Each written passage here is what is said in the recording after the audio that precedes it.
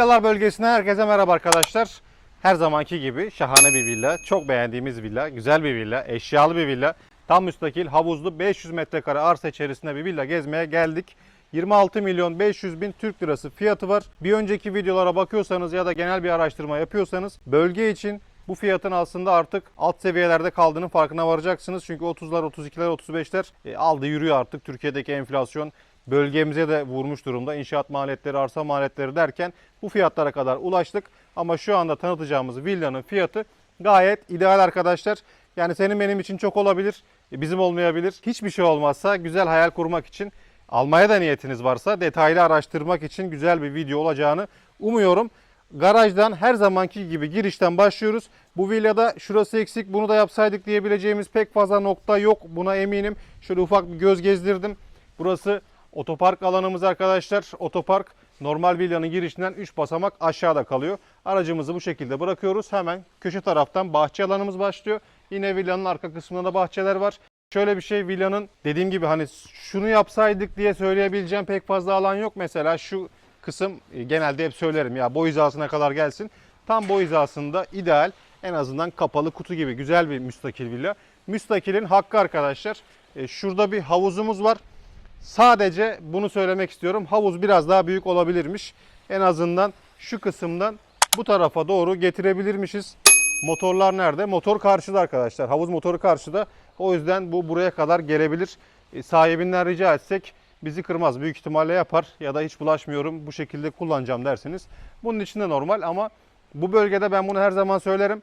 Denize burası 1,5-2 kilometre kadar mesafesi var. Altınkum'a ya da İmbatko'ya, diğer koylara. Bu yüzden havuzun biraz daha büyük olması benim için önemli. Neden önemli? Her gün denize gitmek bazen sıkıcı gelebilir, yorucu gelebilir. Bu yüzden havuzun biraz daha büyük olması, en azından yüzme aktivitesini, serinlemek değil, yüzme aktivitesini rahatlıkla yapabilmemiz için ince uzun bir havuz olması gerekiyor diye düşünüyorum. Bu yüzden buradan şöyle bir 3 metre daha çıkabilirsek uzunlamasına güzel bir havuz burada olabilir. Fazla bir maliyet yok. Ekstra tahminim yani 300 bin lira, 400 bin lira civarı bir maliyet çıkar. Böyle bir villa için çok da önemli olmadığını düşünüyorum bu rakamın. Havuz yine de ideal boyutlarda, yani 3,5'a 8 dersek bir 25-28 metrekare civarı burada kullanabileceğimiz havuz bölümü var. Ön tarafımızda bahçe var. Bahçenin içinde palmiye ağacı, bu da muz ağacı galiba. Yeşil çimleri de içinde yer alıyor. Görsel olarak kullanabileceğiniz bir bölüm. Kameriye bölümü yine inşa edilmiş. Ekstra olarak buraya dizayn edilmiş, yerleştirilmiş. Bu külfeti en azından sizden almışlar. Bu da aslında bir konutun, bir villanın bu rakamlara özellikle alınıyorsa bazı şeylerinin keyfe ya da ihtiyaca en sağlıklısı konut sahibini ilgilendiren konu olduğu için onların zevkine kalacağını düşünüyorum. Ama şöyle bir alanı da herkes büyük ihtimalle ister. Çünkü müstakilin anlamı budur. İnersin bahçene, havuzundan çıkarsın burada. Kameriye bölümünde oturursun ya da misafirlerin gelir, arkadaşların gelir. Burada vakit geçirebilirsin. Hiçbir şey olmazsa okey oynarsın, kağıt oynarsın. Ama yan tarafında bir barbekü alanı da var. Mangalınızı burada yakıp direkt şurada bir yemek dizaynı oluşturabilirsiniz. Yemeğinizi burada güzelce yiyebilirsiniz. Akşam belki havuza da atlayıp çıkıp serinleyebilirsiniz mangal ateşinden birazcık kaçmak için. Bu bölümler, ben her zaman söylüyorum, olması gereken bölümler. Bir müstakil villada oturuyorsak, orada tatil yapacaksak kameriye bölümümüz, yeşil alanımız, havuzumuz, bunların hepsi içinde barbekü alanımız olması gerekir arkadaşlar. Villanın şu kısmında aslında kış bahçesi gereksiz olur buraya. Bu yüzden şöyle bir bölüm var, bir boş alan var. Burayı oturma alanı olarak da kullanabilirsiniz. Belki de kapatma ihtiyacı hisseder misiniz bilmiyorum ama benim aklıma gelmedi. Şu kısımda, şu cephede reflektif cam var. Güneş kırıcı özelliği bulunuyor. İçeriye sıcaklığı almıyor.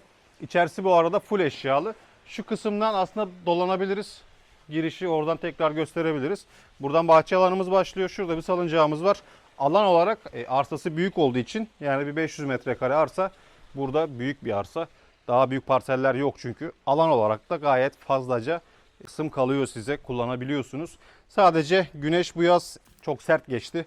Sıcaklığı aslında siz nereden izliyorsanız izleyin, eminim Türkiye'nin genelinde, hatta dünyanın genelinde aşırı sıcaklar olduğu için güneşler de bunlara maalesef maruz kaldı. Birazcık yanmışlar. Küçük bir bakımla, ilaçlamayla tekrar kendine gelebilir, canlanabilir. Arka tarafımızda bir villa var ama o birazcık üstte kaldığı için şu kısımda yüksek bir duvarla Oradan irtibatımızı koparmış bulunuyoruz. Bahçe alanımız dediğim gibi bu kısımdan geliyor. Ana girişe kadar ilerliyor. Bu çimler de tabii kurumuş. Bunların da dizayn edilmesi lazım. Ana girişimiz arkadaşlar otopark alanından karşıya sanki böyle uzunca bir bölüm yürüyormuşsunuz gibi. Nereden baksan bir 20-25 metre var otoparktan buraya kadar. Geniş alan. Sadece belki şu yapılabilirdi. Hani bu kısımda kapatılacak bir bölüm yok ama şuraya en azından böyle bir küçük depo gibi, ardiye gibi şurada var aşağıda kullanabileceğiniz ama üst taraf için de en azından bu kısımda da böyle ayakkabılık içeride ben pek sevmiyorum ama vestiyer alanı tabii ki var. Sadece bir küçük ekstra olarak bunu düşünebiliriz. Güvenlik kamera sistemleri var. Akıllı ev. Girelim bakalım içeride bizi ne bekliyor. Şimdi çelik kapıdan içeri giriyoruz. Dediğim gibi vestiyer bölümü burada var arkadaşlar. Akıllı ev paneli çelik kapının arka kısmına düşüyor açıldığı zaman. Şurada bir küçük berjer var. Oturma düzeni var. Gözümüzü şöyle bırakalım. Yavaş yavaş girelim. Ortada bir kilim. Şurada bir küçük böyle bir ayna dekorasyonu düşünülmüş. Labirent gibi oldu. 4 farklı kapıya birden çıktım. Şu kısımdan başlayayım. Ayrı mutfak. Evet arkadaşlar. Ayrı mutfak, ayrı mutfak, ayrı mutfak. Müstakillerde aslında köşe mutfaklar da bazen görüyoruz ama böyle ayrı bir mutfağın genişçe kullanım alanı olan ayrı bir mutfağın olması bence ideal. Burası kahvaltı köşesi diyebiliriz ya da ufak atıştırmalık için. Ön tarafta da çünkü oturma alanlarımız var. L şeklinde bir tezgahımız bulunuyor. Antresit tonlarında. Üst dolap kapakları beyaz. Altında ahşaplarla beraber asansörlü sistemi de bulunuyor arkadaşlar. Çekmeceleri de büyük ihtimalle o şekildedir. Açıp hemen testini yapalım. Ocak burada arkadaşlar. Elektrikli ocak tercih etmişler ama bazen buna insanlar aldıktan sonra pişman olabiliyor. Yani en azından birkaç kişi de bunu gördüm. Siz değiştirebilirsiniz. İçinde ankastrası ile beraber yerini almış. Buzdolabı ve fırın burada cam bölümüne doğru bu köşede tercih edilmiş. Fırın yüksekliğini de ayrıca bu kadar yükseğini ilk defa gördüm. Altta da herhalde çekmeceleri bulunuyor. Evet arkadaşlar. Güzel bir mutfak, kullanışlı bir mutfak. Full eşyalı, evin tamamı full eşyalı. Kapıyı hemen şöyle tıklatalım. Evet, beyaz lake kapılar burada tercih edilmiş. Salon kısmına geçelim. Ayrı mutfak sadece salon alanı için her şey düşünülmüş diyebiliriz. Oturma grubu, TV ünitesi, TV ünitesinin arkasında gördüğüm kadarıyla İtalyan dekoratif sıva da diyebiliriz aslında. Bunun ayrımını her zaman düşüyorum. İkisi de aynı kapıya çıkıyor. Dekoratif sıva ya da İtalyan mineral sıva burada dekorasyon amacıyla yerini almış. Şunlara sadece evet, bunlar taşıyıcı kolonlar giydirme yapılmış arkadaşlar. Ünite TV burada. Güzel, cephe anlamında da güzel. Şu kısımda yine bir yemek masası. Herhalde bu dördüncü masa. Evin her yerinde bulduğunuz yere çöküp yemeğinizi yiyebilirsiniz. Güzel bir mantık aslında. Çünkü bazı yerlerde bunu görebiliyoruz. Yemek masasını dahi sığdıramayacağınız yerlerde karşımıza çıkıyor. Kötü mü? Kötü. Ama tabii ki her şeyde tercih. Ben burada müstakil bir villaysa olması gerekenleri her zaman kafamda kodlarım. Sizin de böyle eğer detaylarınız varsa yorumlarda buluşabiliriz. Ayrıca kanalıma abone olmayı sakın unutmayın.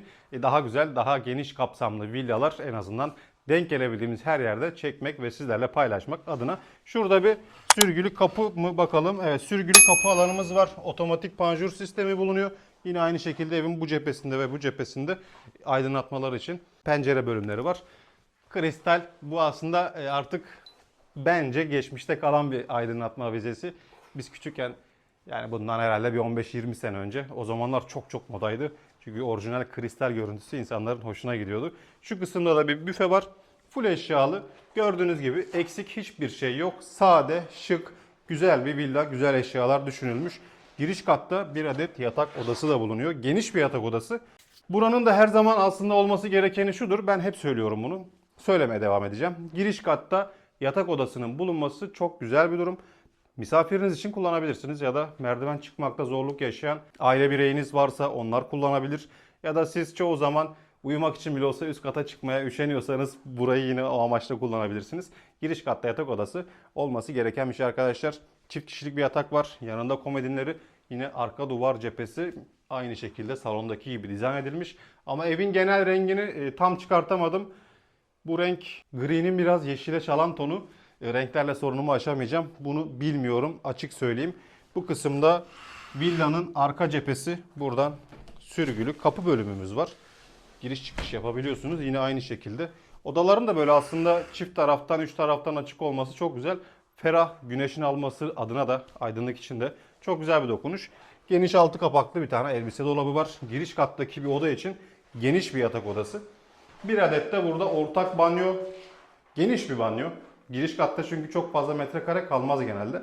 Ona rağmen bence kullanışlı, güzel bir banyo. Çamaşır makinesi içinde burayı tercih etmişler. Yukarıda yer var mı bilmiyorum. Ona çıkınca bakacağım. Güzel bir müstakil villa. Şöyle merdiven alanına gelmişken de hemen yukarıdan devam edelim. Merdiven basamaklarında harekete duyarlı aydınlatmalar var. Hani adım attıkça yanan gün ışığı renkleri tercih edilmiş. Sade şık bir merdiven boşluğu. Bu kısımda alüminyum korkulukları var. Merdiven boşluğunda duvar aplikleri de tercih edilmiş. Bu katta ne göreceğimi bilmiyorum ama büyük ihtimalle 3 oda göreceğiz. Ortak banyoları hemen arkamızda. Bir alttaki az önce gördüğünüz banyo ile birebir aynı şekilde. Yine burada da çamaşır için bir bölüm ayrılmış. Belki burayı kurutma olarak kullanırsınız. Ya da çamaşır olarak burayı aşağıya kurutma olarak kullanabilirsiniz. İkinci yatak odamız bu katta gireceğimiz gördüğümüz ilk yatak odası. Mobilyalar da herhalde hemen hemen hepsi aynı. Model olarak da aynı. O yüzden fazla vakit geçirmeyeceğim. Duvar kağıdı, evet duvar kağıdıymış. Burada duvar kağıdı seçmişler. Salondaki gibi şey değil, sıva işçiliği burada yok. Sadece duvar kağıdı.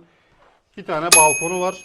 Bu da aşağıda gördüğünüz misafir odasının yukarı böyle kopya çıkmış hali. Tek farkı burada. Ufak da olsa burada bir balkon bölümü yer alıyor. Tekrar söylüyorum, bölge fiyatlanmasına kıyas yaparsak burası aslında 500 metrekare müstakil villalar için artık uygun kalmış bir villa. Hemen bir çıkalım balkonu, terası daha doğrusu görelim. Bu katta ikinci yatak odamız. Full eşyalı, geniş bir balkonu var. Teras diyebileceğimiz kadar geniş bir balkon. Bakalım, salonun aslında üstündeki çıkma burası. Geniş bir balkon. En azından gördüğünüz gibi 4 kişilik burada bir oturma düzeni, masası, bahçe mobilyası rahatlıkla sığmış. Hatta kenarlarından da yürüyüp geçebiliyorsunuz yani.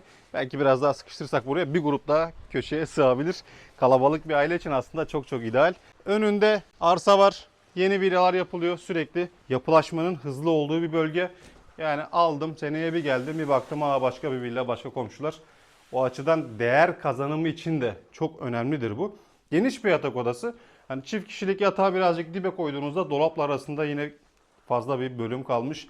Belki bir çift kişilik yatak daha buraya koyma imkanınız var. Ben bu villayı çok seviyorum. Gerçekten çok seviyorum. Çünkü gördüğüm villalarla kıyas yapabileceksem fiyat performans adına gayet etkili. Yerde seramikler var. 60'a 120. Ebeveyn odası burası olması gerekiyor. Evet, kendine özel bir banyosu var burada. Bakalım banyonun içine. Kullanışlı bir banyo. 2 kişi için evet ideal kullanılabilecek bir banyo. Güzel bir yatak odası, güzel bir villa. Sevdiğim bir villa, tavsiye edebileceğim bir villa. Full eşyalı, 4+1 giriş katta yatak odası var. Havuzu, bahçesi, kamera alanı, 500 metrekare arsasıyla beraber 26 milyon 500 bin Türk lirası satış fiyatı var.